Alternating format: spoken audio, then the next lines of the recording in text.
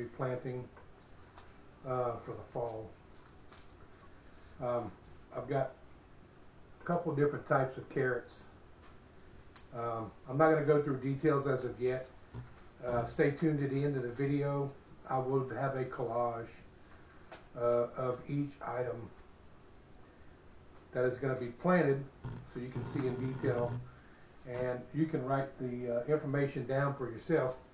Now, these are all stuff that we have planted the last couple of years, and it's done extremely well for us. Next up, we're going to do beets, Detroit red top. Going to do some broccoli, calabresa, green sprouting. So it's more like florets. It's not big, huge broccoli heads. I'm going to do some snowball, Y, cauliflower, some white kohlrabi, red Creole onions, crystal white wax onions,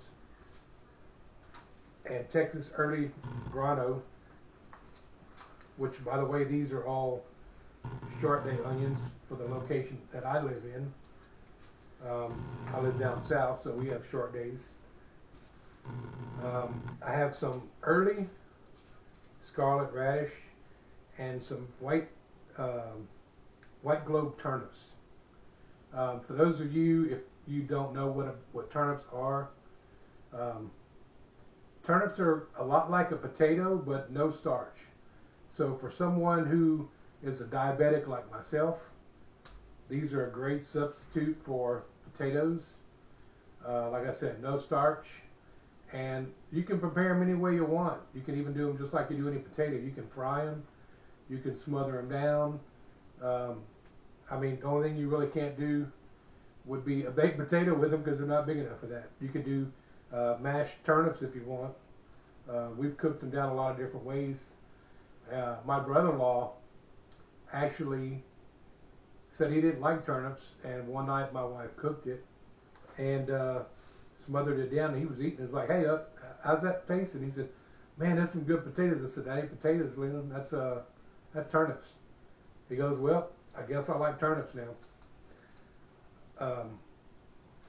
I've got about 5 or 6 different types of carrots that I will be planting. I'm also going to be doing some Chinese yellow heart cabbage.